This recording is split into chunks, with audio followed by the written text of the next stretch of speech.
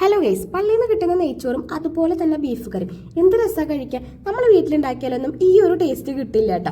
അപ്പൊ ഇത് നബി ദിനത്തിന് നമുക്ക് പള്ളിയിൽ നിന്ന് കിട്ടിയിട്ടുള്ളതാണ്. ഞാൻ വല്യമ്മയുടെ വീട്ടിൽ പോയിട്ടുണ്ടായിരുന്നു കേട്ടോ. ഓണത്തിന്റെ പിറ്റേ ദിവസം തന്നെയാണ് നബി ദിനത്തിന്റെ പരിപാടികളൊക്കെ ഉണ്ടായിരുന്നത്.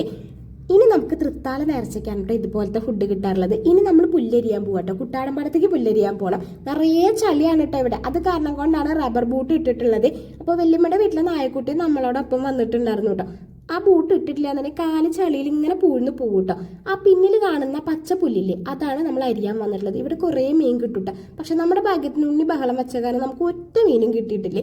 അപ്പം എൻ്റെ എല്ലാ വെക്കേഷനും ഞാൻ ഇങ്ങോട്ട് തന്നെയാണ് ഓടി വരാറുള്ളത്.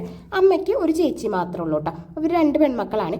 അപ്പോൾ എനിക്ക് പോകാൻ വേറെ സ്ഥലങ്ങളൊന്നുമില്ല. ഇതന്നെയാണ് എൻ്റെ സ്ഥലം. അപ്പോൾ ഞാൻ വേഗം ഇങ്ങോട്ടാണ് കേട്ടോ ഓടി വരും. വിഷു കഴിഞ്ഞ് ഇങ്ങോട്ട് എത്തും. പിന്നെ സ്കൂൾ തുറക്കുന്ന 1-2 ദിവസം മുന്നോട്ട് വീട്ടിലേക്ക് വരുള്ളൂ. അപ്പോൾ ഇവിടെയാണെങ്കിൽ പുഴയുണ്ട്, പാടുണ്ട്, തോടുണ്ട്, കനാലുണ്ട്, അമ്പലം എല്ലായിടത്തും ഉണ്ട്. അപ്പോൾ ഈ കടവില്ലേ, ഇവിടെ മുന്നേ തോണി കടത്ത് തന്നെയായിരുന്നു ഉണ്ടായിരുന്നത്. പിന്നീട് പാലം വന്നപ്പോഴാണ് കേട്ടോ ഈ കടത്ത് നിർത്തിയിട്ടുള്ളത്. പിന്നെ ഷട്ടർ അടച്ച കാരണം എപ്പോഴും ഈ സൈഡ് വെള്ളം തന്നെയായിരിക്കും. അപ്പുറത്തെ സൈഡാണ് വെള്ളം ഇല്ലാത്തത്. മുന്നേന്ന് വെച്ച് കഴിഞ്ഞാൽ കുറച്ച് വെള്ളം ഉണ്ടായിരിക്കുള്ളൂ കേട്ടോ. അപ്പോൾ ആ കാണുന്ന തോണിയില്ലേ, അത് നമ്മുടെ സ്വന്തം തോണിയാണ് കേട്ടോ. കുഞ്ഞു തോണിയാണ്. 4 പേർക്കൊക്കെ അതിൽ കയറിയിട്ട് ഒരു സമയത്ത് പോകാൻ പറ്റുള്ളൂ കേട്ടോ. അപ്പോൾ നമ്മൾ ഇവിടെ ചൂണ്ടിട്ട് വലയിട്ടിട്ട് മീൻ പിടിക്കാറുണ്ട്. അങ്ങനെ മീൻ പിടിച്ചിട്ട് അന്ന് കൊണ്ടുവന്നതിൻ്റെ വീഡിയോ ഒക്കെ ഇട്ടിട്ടുണ്ടായിരുന്നേ.